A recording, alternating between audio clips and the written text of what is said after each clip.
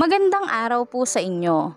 Narito na po ang ika-26 na yugto ng ating kwento, ang nakaraan. Matapos makabalik ng bansa ni Athena, kaagad naman itong nagtungo sa opisina ng kumpanya upang makipag-usap kay Sander tungkol sa kanyang kontrata sa kumpanya. Isang bagong proposal ang ibinigay ni Sander kay Athena. The company is willing to provide Athena the best resources available to promote her. Nang malaman naman ito ni Athena, kaagad siyang nagtanong kung ano ang kondisyon. Alam kasi ni Athena higit kanino man na malaking halaga na ang naigugol ng kumpanya para sa pag-promote kay Stella. Kaya hindi siya makapaniwala na gagawin ngayon ng kumpanya na mag-focus sa kanya.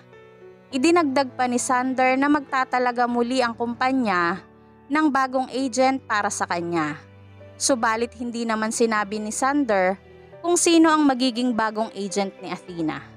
Samantala, dahil sa mga nangyaring kontrobersya na sangkot si Stella, nagkaroon ito ng pagkakataon na magpaalam upang magpahinga muna. Subalit lingid sa kaalaman ni Sander, nagpadala ito ng tao upang malaman kung sino ang mga magiging judges sa nalalapit na Golden Film Screen Awards. At nalaman nito na isa sa mga naging director ng show na sinalihan nito ay magiging judges sa nasabing award-giving bodies. Kaagad nitong inutusan ng kanyang assistant upang kumuha ng appointment sa nasabing direktor. Nag-alinlangan naman ang assistant at sinubukang pigilin si Stella sa plano nitong pakikipag-usap sa direktor. Pero bago po tayo magpatuloy, paki-like po ng ating video, paki-click din po ng subscribe button, gayon din ang notification bell icon para laging updated sa mga susunod na uploads ng ating kwento. Sabay-sabay po nating pakinggan ang ika-26 na yugto ng ating kwento, You Are the Reason. Anong sasabihin ko kay Sander? Hindi niya ako kayang protektahan ngayon. Kung hindi ko makukuha ang opportunity na ito, wala nang matitira para sa akin. Pagkasabi ni Stella noon ay napakuyom nito ang kanyang mga kamay. Hindi siya maaaring sumugal kay Sander. Kapag natuklasan ng board of directors ang ginawa nito, Sander will lose everything. Hindi niya kayang makita si Athena na unti-unting gumagawa muli ng pangalan sa industriya habang siya ay nanonood lang.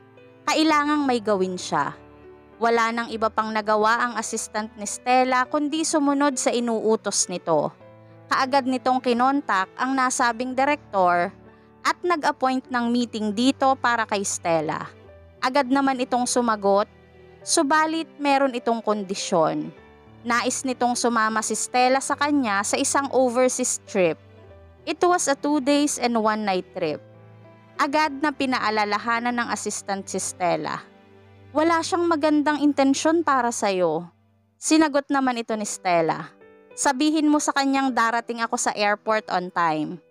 Pero buntis ka, Stella. Sinubukan ng assistant na pigilan si Stella, subalit hindi na magbabago pa ang isip nito.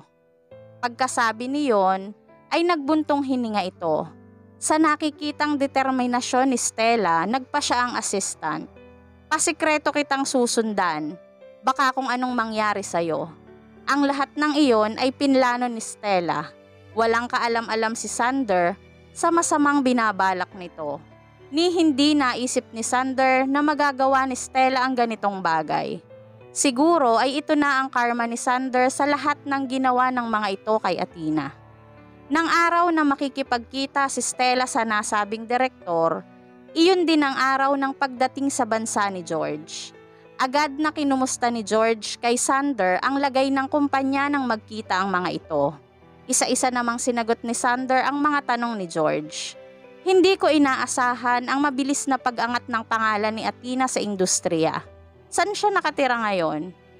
Gusto niyang makontrol kaagad si Athena. Hindi ko alam. Sagot ni Sander kay George habang umiiling ang ulo. Matapos itong umalis sa kanyang apartment, hindi naman ito ipinaalam sa kumpanya ang bagong address nito. Ano? Alamin mo kaagad kung saan nakatira si Athena ngayon. Paanong walang alam ang kumpanya sa pinaka-basic information ng mga artist nito? Nayamot si George sa pagka-unprofessional ng kapatid. Kinabukasan, ipinatawag niya si Carla at Sander sa kumpanya para sa isang meeting. Ang manager ng Public Relations Department at Planning Department ay naroon din. Maingat na pinaplano ni George ang mga gagawin nito kay Athena. Agad na natunugan ni Carla ang balak nito. Palalabasin nitong tinutulungan nito si Athena sa pagbabalik nito sa industriya. Subalit kitang-kita naman na nais lang nitong makontrol ang mga maaaring gawin ni Athena. Ipinakita ng PowerPoint presentation ang work plan para kay Athena sa mga susunod na taon. It was almost a tight pack in a good order. Mula sa pelikula ng mga kilalang directors hanggang sa mga trending na drama sa telebisyon, pati ang hindi mabilang na mga commercials. Kung mangyayari at matutuloy ang lahat ng iyon, siguradong lalong tataas ang popularity ni Athena. Hindi makapaniwala si Sander. Hindi nito inaasahan na pipiliin si Athena ng maraming brands upang mag-endorse ng kanilang produkto. Ang bilang ng mga product endorsement na ito ni Athena ay higit na marami kaysa sa nagawa ni Stella.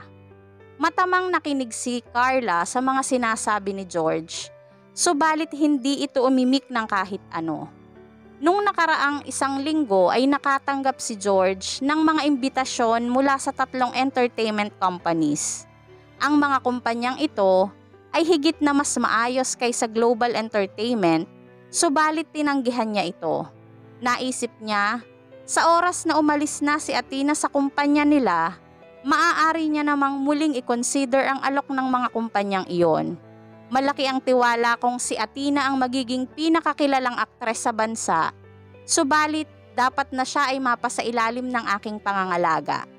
Sinikap ni Carla na huwag magsalita at magbigay ng kanyang opinyon ng buong meeting na iyon.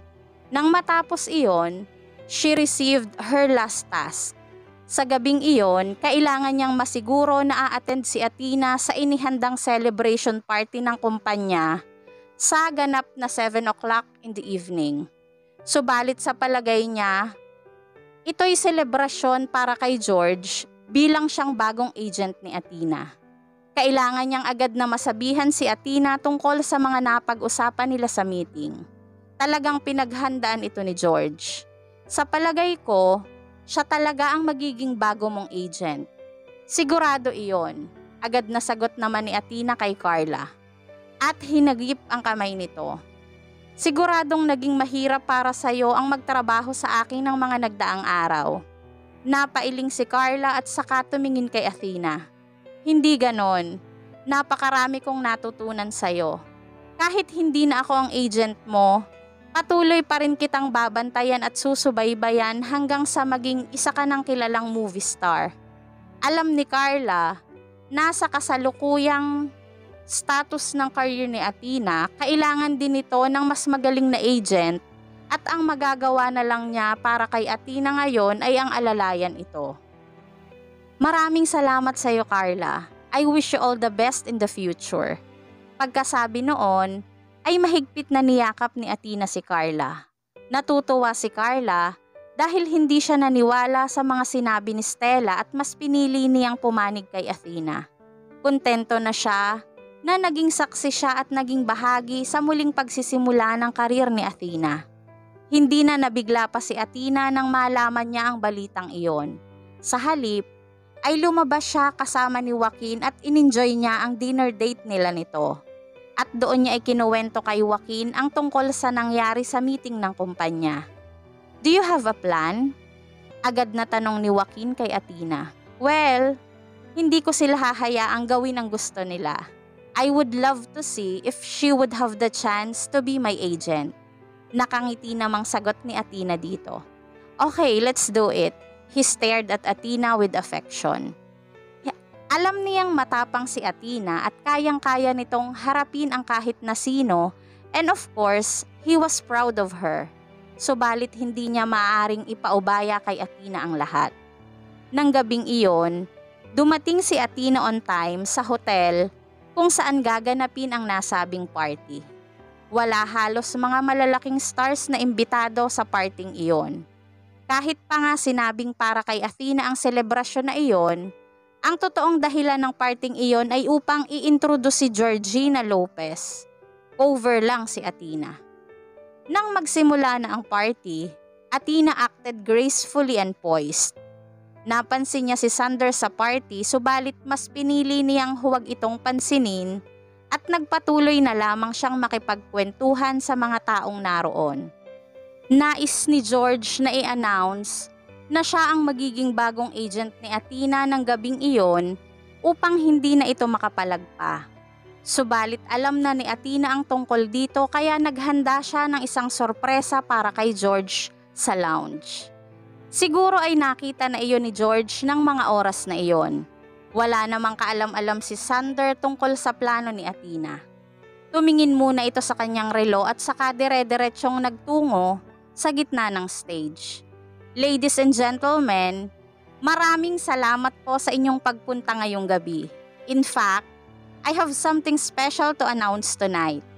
Sandali itong huminto at ngumiti. Alam naman po siguro ng lahat na ang aking kapatid na si Georgina ay isang kilalang agent at marami na siyang hinawakang mga talents na ngayon ay mga sikat na stars na. At ngayon nga po ay nagdesisyon siyang muling magbalik ng bansa at tanggapin ang posisyon bilang direktor ng Global Entertainment. Let's welcome her onto the stage. Georgina Lopez. Isang magandang trailing dress ang suot nito at taas noo itong naglakad palapit kay Sander. Tumingin muna ito sa lahat ng taong naroon at huminto ang tingin nito kay Athena. Napakaraming complicated emotions ang nakatago sa mga mata nito. Ang sino mang makikipag-eye contact sa kanya ay siguradong hindi magiging komportable. Subalit napigilan iyon ni Athena at sa halip ay kalmado niya itong nginitian. Sis? Mahinang tawag ni Sander kay George nang mapansin nito na natigilan si George. Agad naman itong inabot ang microphone kay Sander at nagsimulang magsalita.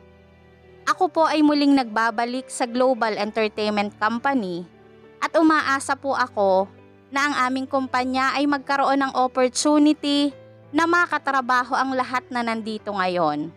Umaasa din po ako na susuportahan ninyo ang aming mga talented artist. Napakunot-noo si Sander habang nakikinig sa speech ni George.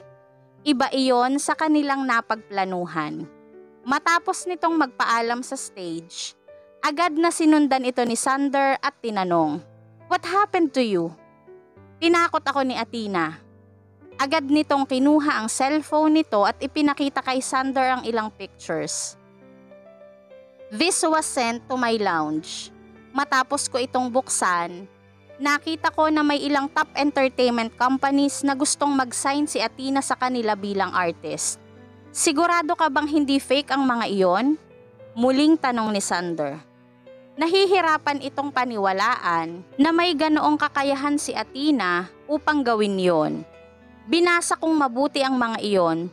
They are all real. Athena is threatening us. Kung ide-declare ko ang aking sarili bilang bagong agent niya sa stage, lilipat siya agad sa ibang kumpanya. At kapag nangyari iyon, magiging katawa-tawa tayo sa industriya. Habang patuloy ito sa pagsusumbong kay Sander ay lalo lang nadadagdagan ang galit nito. Alam ni Athena na wala tayong magagawa sa kanya. Hindi ko naisip na darating ang oras na magmumuka akong kawawang ganito. Calm down, George. Saway naman ni Sander sa kapatid. Alam kong kailangan kong magpakahinahon para makaisip tayo agad ng paraan to deal with her in the future. At dahil hinamon na niya ako, pababagsakin ko siya. Kapag nagawa niyang makabalik sa industriya, isinusumpa kong buburahin ko siya sa entertainment circle. Kitang-kita ni Sander ang galit sa mga mata ni George. Then what should I do? Tanong ni Sander. Narealize ngayon ng magkapatid na si Athena ay hindi nila basta-bastang maaaring kalabanin. Kung gagawin nila kay Athena ang katulad ng ginagawa nila dito dati ay baka sila pa ang maset up nito. Kailangan nating matuklasan ang totoong intentions ni Athena. Kung sa'yo ba siya naghihigante o kay Stella? Ang plano ni George ay nasira ni Athena at hindi niya iyon matatanggap. At katulad din iyon ng galit na nararamdaman ni Sander ng oras na iyon. Dalhin niyo si Athena sa lounge ko, utos ni Sander sa kanyang assistant. Makalipas lang ang ilang sandali, dumating si Athena kasama si Cheryl at agad itong nagtanong, "Anong problema?" Agad na nahulaan ni Athena na marahil ay nakita na ng mga ito ang kanyang sorpresa kaya hindi naglakas ng loob ang mga ito na i-announce sa publiko na si George ang magiging bago niyang agent. "Bakit ako ang tinatanong mo? You tried to make us a joke. Athena, kailan ka pa naging masama?" Pagkasabi niyon ay humugot ito ng buntong hininga at saka humarap kay Cheryl at itinuro ito. "Nung siniraan niya ang kumpanya, hindi kita sinisi tungkol doon. How could you do this to me?" Sinabi na niya ang lahat ng maaari niyang sabihin, subalit iba na si Athena. "Pinoprotektahan ko lang ang aking mga sariling interes. Hindi ko gustong makipag-away kahit kanino. Mag-isip kang mabuti. Hindi ba kasalanan mo kung bakit ko ginagawa ito? But still, you shouldn't act so ruthlessly. Ang reputasyon na mayroon ka ngayon, it was also because of me." Galit na sigaw ni Sander sa kanya. Nakakalokong ngumiti si Athena. "Tama ka.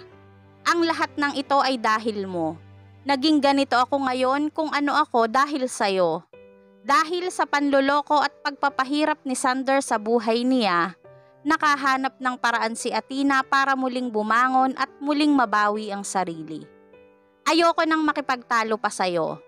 Kakalimutan ko ang lahat ng nangyari noon.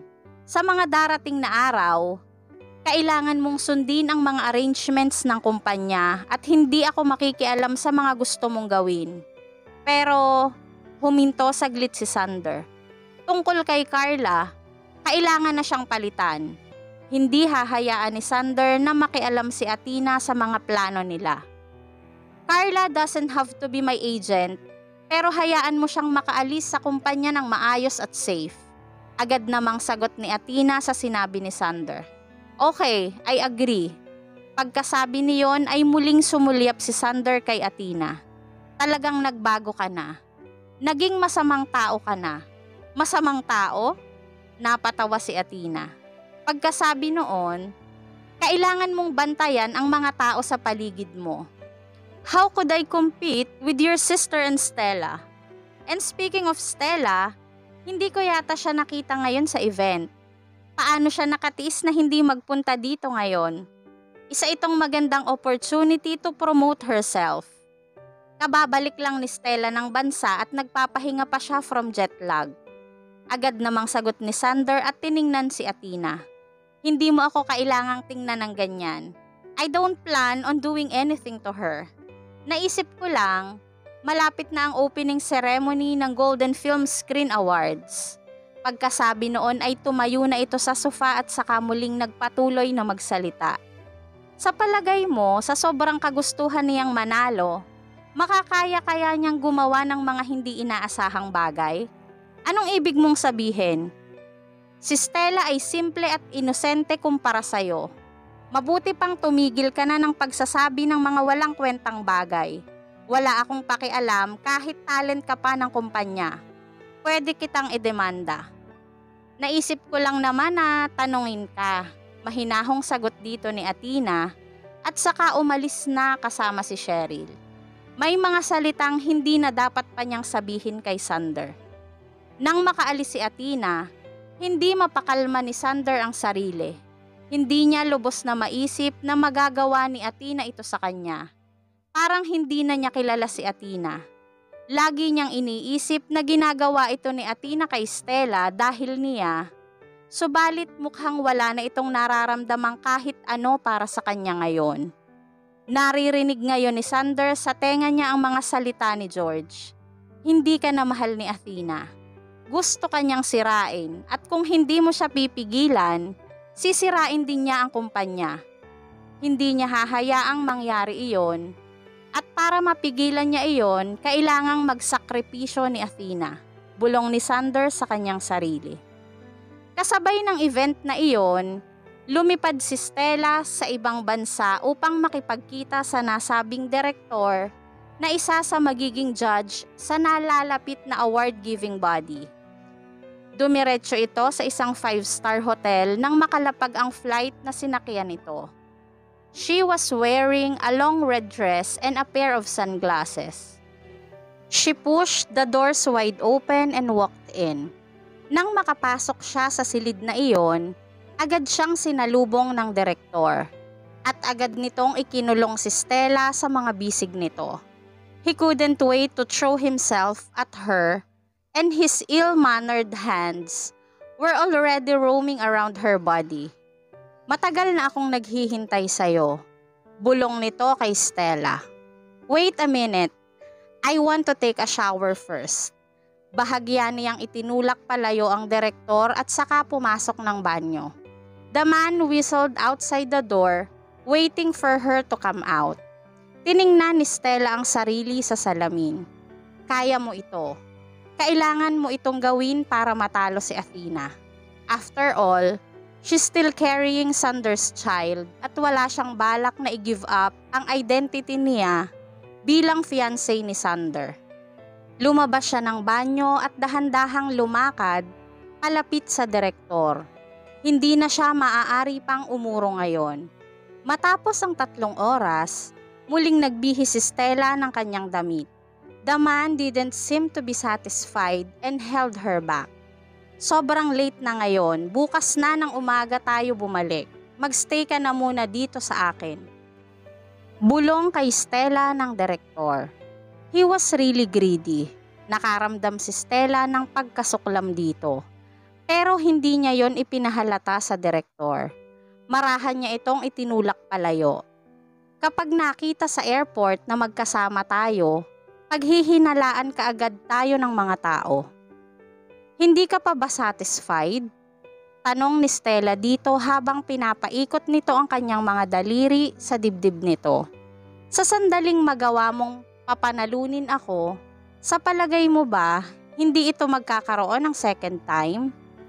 Ang mapang-akit na kilos ni Stellang iyon ay nakadistract sa direktor at ang tangi na lang nitong nagawa ay tumango sa kanya. Okay, sige, tutulungan kita. Pero wag mo akong kalimutan. Pagkatapos noon ay hinayaan na niyang makaalis si Stella. Nang makalabas si Stella sa silid na iyon, her body was rigid and cold. Hindi niya alam kung paano niya nagawa ang mga ganoong bagay. Iyon ay dahil kay Athena. Galit at pagkamuhi ang makikita sa mga mata ni Stella. Nagmadali na siyang makaalis sa hotel na iyon at agad na sumakay sa kotse ng kanyang assistant. Bumalik na tayo. Baka maghinala na ang mga iyon kapag sobrang late na tayong makabalik. Agad niyang inalam ang schedule ni Sander at siniguro niyang hindi malalaman ni Sander na wala siya sa kanyang apartment. Namumutla ka. Gusto mo bang dumaan muna tayo ng ospital? Agad na tanong sa kanya ng assistant. No, maagap na sagot naman ni Stella dito. Ang opening ceremony ng Golden Film Screen Awards ay nalalapit na pero kampante na si Athena dahil nasolve na niya ang problema ni Carla. Kahit na nga nagkaroon pa din siya ng isang special agent. Isang casual na damit lang ang suot ni Athena habang nakaupo siya sa sofa. Nagbabasa siya ng ilang magazine at mayat-maya niyang tinitingnan si Joaquin na noon ay abala sa mga papeles na kailangan nitong pag-aralan. Ilang patong ng dokumento ang nasa table nito at ang lahat ng mga iyon ay puro invitation letters para kay Athena galing sa mga major brands and production companies. Kailangang isa-isang basahin at pag-aralan iyong mabuti ni Joaquin, maliit o malaking proyekto man iyon. Love, sobrang late na ngayon. Bukas na lang natin ituloy ang ginagawa mo. Pagkasabi niyon ay lumapit siya sa likod nito at minasahe ang balikat ng asawa. Kahit na napaka-charming mong tingnan habang nagtatrabaho, ayoko namang sobra kang mapagod. Malambing pang sabi niya dito. It's okay, kaya ko pa naman. Agad namang sagot nito kay Athena. Subalit wala na ding nagawa si Joaquin nang makita niyang antok na si Athena. Sinamahan niya itong mahiga na sa kama nila. Agad naman itong nakatulog sa bisig niya. Pinagmasdan niya ang maganda nitong mukha. Pagkaraan, ay inabot niya sa kalapit na mesa ang isa sa mga invitation letter na naihiwalay na niya sa ibang hindi pa niya napapag-aralan. It was a documentary by a famous director. Ang filming ng documentary na iyon ay maigsi lang at bukod pa doon, ang makakasamang mga actor sa production ay mga natatanging performers. Ngayon na naging spokesperson si Athena ng L'Oreal Cosmetics, kailangan nitong mag-participate sa maraming film production. Makakatulong iyon sa magandang pundasyon ng pag-develop ng kanyang future career. Ang magaling na pag-acting ni Athena ang magiging pinakamalaki nitong advantage. Makikilala si Athena ng dahil doon at mangingibabaw ito sa ibang aktres. Kung magkakatotoo ang iniisip ni Joaquin, may magandang karir na naghihintay kay Athena in the future. At gagawin niya ang lahat para makuha ni Athena ang gusto nito because Athena deserved nothing but the best. Kinabukasan, habang nagbe-breakfast sila ni Athena, sinabi niya dito ang tungkol sa documentary. Okay, I'll give it a try. Agad namang sagot ni Athena. Hindi mo man lang ba itatanong sa akin kung bakit ito ang napili ko? Ang tiwala ni Athena sa kanya ay umabot na sa unimaginable level. Pinag-aralan at pinili mo na yan para sa akin, of course, I'll take it. Ipinulupot ni Athena sa leeg ni Joaquin ang braso niya at saka muling nagsalita. Alam ko na ikaw ang prinsipe ko na laging andyan para mag-solve ng mga problema para sa akin. I will believe in you no matter what. Malambing na sabi nito kay Joaquin pagkatapos ay ginawaran niya ito ng matamis na halik sa labi. His eyes were filled with affections. She was like a fairy who had fallen into the mortal world. Ang mga galaw ni Athena ay nakakaaliw at nakakaakit para kay Joaquin. Thank you so much, my love. It's just that I don't have an agent now. Kung sa kumpanya ko naman ipapaasikaso ang tungkol sa documentary na yan, tiyak akong haharangin lang yan ni Sander. Bukod pa doon, knowing George's personality, siguradong hindi nito iyon papayagang mangyari. Baka nga siraan pa nito si Athena sa harap ng direktor. Tumango si Joaquin sa kanya bilang pagsang-ayon. Naisip ko na rin ang tungkol dito, so hayaan mo na lang na ako na muna ang makipag-negotiate sa kanila at kapag na-finalize na ito officially, saka mo na lang i-inform ang kumpanya. Paliwanag ni Joaquin kay Athena. Kaya mong gawin yon para sa akin? Tanong ni Athena na may ningning ang mga mata. Hindi man lang pumasok sa isip niya na isang araw ay gagawin ni Joaquin na makipag-negotiate for her regarding her contract. Hindi ka naniniwala sa akin? Nakasimangot na tanong ni Joaquin at nagkunwari pang galit. Sunod-sunod na iling ang agad na sagot ni Athena. No, it's not like that. Sobrang masaya lang ako. Kung tutulungan mo ako, it would certainly be better. But I don't want you to do so much for me. Ang orihinal niyang intensyon ay hindi pa rin nagbabago. Kung aasa siya sa impluwensya ni Joaquin, para sa kanyang pagbabalik sa industriya, ang lahat na makukuha niya ay lalabas na hindi talaga para sa kanya.